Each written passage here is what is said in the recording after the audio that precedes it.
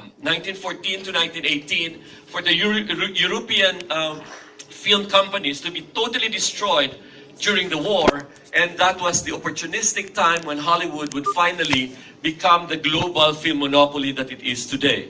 Can we go to the next slide? Very briefly, let me just show you that where the Philippines really sort of figured during the early days of cinema in the country. And when we talk about the early years of cinema or early cinema, we are primarily talking about silent era.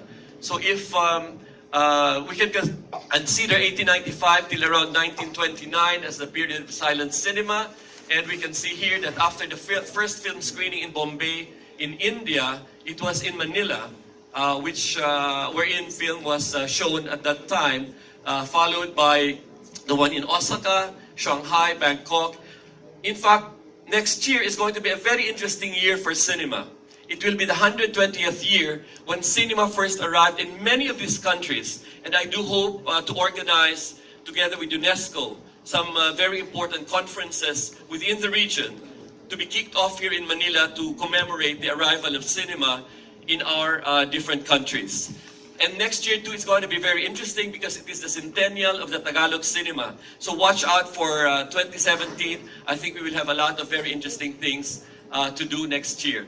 Sound film, when finally it arrived, by around 1927, when the jazz singer starring Al Jolson was finally shown in America, that would signal the end of the silent film, because with the sound film we now have movies wherein there is a synchronized recording of sound together with the images.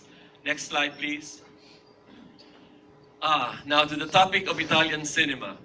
One of the first things I want to say here is that when the golden age of Italian cinema finally was reached in Italy, consider it as our privilege that many of the classic films that they had during the golden age, they reached our shores. They were screened here locally. All the way to my research in Cebu and in Iloilo, I come across advertisements showing exactly some of these classic films whose titles maybe we can see here in front of us. Cabiria was shown here in the Philippines, not only in Manila, not only in the best movie houses in Manila, but also in Cine Lyric in Iloilo. I have clippings that I keep because I write also film history, and it's very, very interesting that these films were shown in some of the major urban centers in the country. And if they were considered to be high art in Europe, the Philippines was never left behind. All right, so Machiste, Esposa de la Muerte, and all these other films. Okay, next slide, please. In the interest of time, because I'm just afraid that maybe I will run out of time and there's so much to talk about Italian cinema, let me just point out a few of the general observations maybe that we can get from out of studying the early Italian cinema. That many of these films during that golden age, they were shown here in the Philippines. It's just so lamentable that very few students, not to mention teachers, who really research on these cultural relations between Europe and the Philippines during the early years. While many of the so-called Hollywood movies were considered as entertainment, the cinema d'art, the art cinema of Europe, some of them were really shown here, and tonight we are privileged to see one of those films, although it is one of the later ones, which is already 1925. There was also a period in Italian cinema where there was this diva, the moment of the diva. Before the star system was invented in Hollywood, it is interesting to know that in the early 1910s till the mid-1910s, the Italian screen diva was already a big phenomenon in not only in Italy, but when this film started to travel in different parts of Europe and later on globally, this whole movie star system was already becoming popular and was very much well received, to a point that some of the screen divas, whose faces you will see in a little while, they were able to earn their own popular following in several countries. All right, let's move on to the next. All right. When I say here that the films had high quality, I'm going to prove them with some of the excerpts that we are going to see in a little while. And later on, let us also realize, and I think it will be good for us Filipinos to start reflecting exactly on how our films embody our identity as Filipino. All our nationalist aspirations can be reflected in the movies that we make. But Italy was already doing it as early as the 1910s, the 1920s. Their films, Maciste, for example, may be prefiguring the rise of the strongman Mussolini. And you know exactly what happened in terms of the history of that country. When fascism was on the rise, earlier than that, this adulation, this kind of belief on the strong man, on the virility of man, symbolizing the nation, a strong nation, was already sort of planted in characters like that of Maciste. And how, if you will, to study this, and that's what we do in UP, usually we get to study how cinema represents the nation.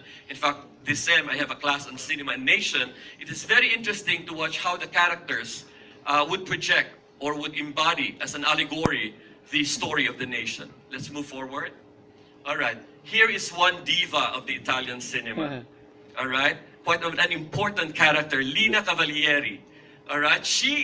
You can see writings about her in some of the Spanish newspapers that we have. Yan ang mahirap eh. That's the sad thing about us. We're so cut off already from much of our past because many of these articles or pieces of historical knowledge that I'm talking about were really written in Spanish, like that announcement at Cine Sirena, one of the very good movie houses we had here. Her film, wherein Lina Cavalieri starred, Esposa in La Muerte, was shown, and there were other titles, like Manuel Lescaut was also shown here. She was primarily an opera singer. All right, she was an orphan, and then later on she escaped from the orphanage, went with a touring theater company, and then suddenly she found herself, she was already in London, in Paris, later on in New York, marrying a lot of rich men. And then, well, of course, it's either she divorced them or those men died, right? But the interesting thing would be she became one of the major stars of the early Italian cinema. Sadly, World War II, it would cost her life. She would die because while the Allied forces, maybe the Americans and the British, were bombing Italy, all right, she ran back to her house together with her husband. She was looking for all her jewelries, and then when they were running to go to the,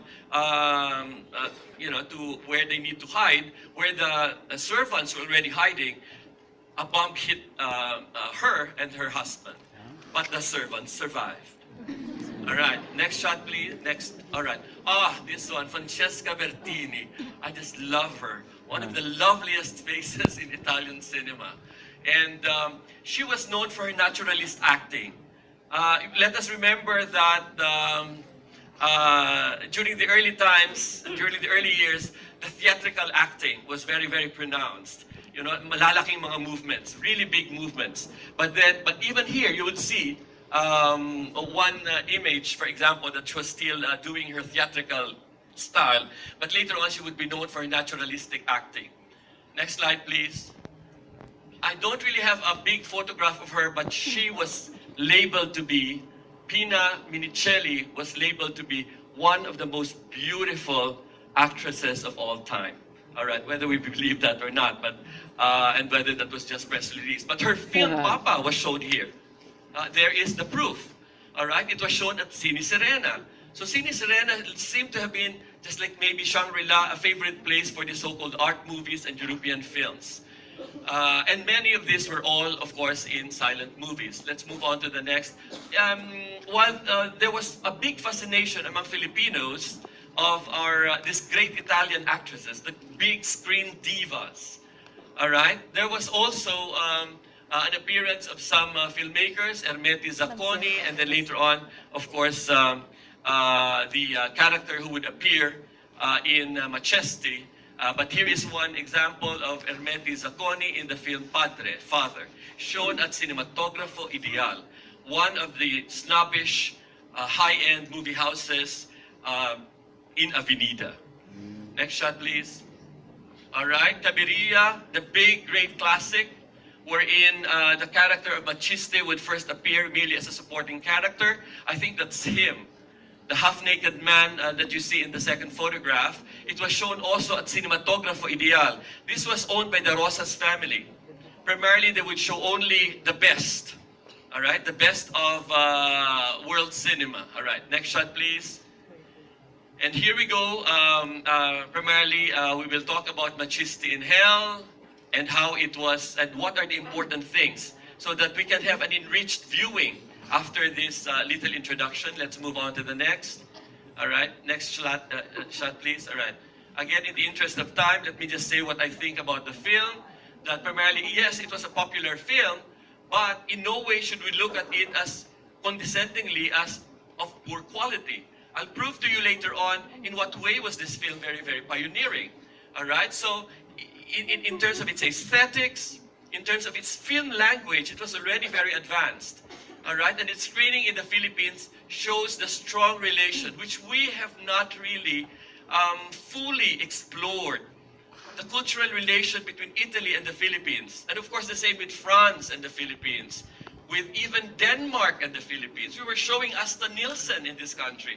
Oh my God, I've got articles all the way from Iloilo showing Asta Nielsen films being screened at Cine Lyric, Cine Eagle, and how little do we know about our past. But before World War II, more than our connection to America, we were very much closely attached to the best European films until around the 1920s and all the way, perhaps we can say about the 1930s. Next slide, please. All right, so the good ambassador told us already some of these titles, some of these people. It was directed by Guido Brignoni. All right. Intertitles were provided by one of Italy's greatest poets and writers, Gabriel De Annunzio, and then the performers, of course. Here is the big name, Bartolomeo Pagano. All right, very important, and you will see him in a little while. But I just wanted to point out, you will see, for example, special effects, which I'm about to get into now. It was done by a Spaniard, Segundo de Chomon. You will see exactly how advanced he is in terms of his use of special effects and camera tricks. Next slide. All right. So again, you heard the good ambassador talk about this, so I don't need to talk about that. But the important thing here in the second paragraph is that Bartolomeo Pagano was actually a cargador. All right. He was a dock loader, and he was discovered because of his big body. And what came out of his appearance in the movie is a rags to riches story. So he became famous, and not only famous, he also became rich. And his film traveled, even in America. And he was known there as the Douglas Fairbanks of Italy. All right, long before Douglas Fairbanks would really become really a big name internationally, here is this Italian being given the name Douglas Fairbanks in America. All right, so these are just some of the cinematic elements that I'm just about to talk about. All right, so shall we go to that? All right, now let us talk about some of the important attributes of a silent film. The first thing that comes to our mind before we even become aware that a film is silent is that it's in black and white. All right? That is our traditional notion of what an early silent film is. But let me just tell you that in this film, it is not really black and white the way we know it to be. But rather there are three ways wherein they were colored. They were given color. It's tinting, hand painting, or toned. What you have here, for example, the first three slides are all from Machiste. And hindi lang maganda, it's not really very well brought out here, but the center one is sepia tinted or sepia toned. All right, and the two others, these are scenes from hell. The moment we get into the hell part, then it becomes reddish, but it is not, oh, I should have changed this into another film starring Pina, the other actress, wherein the film is called Fire, and the tint is very red, very, very red.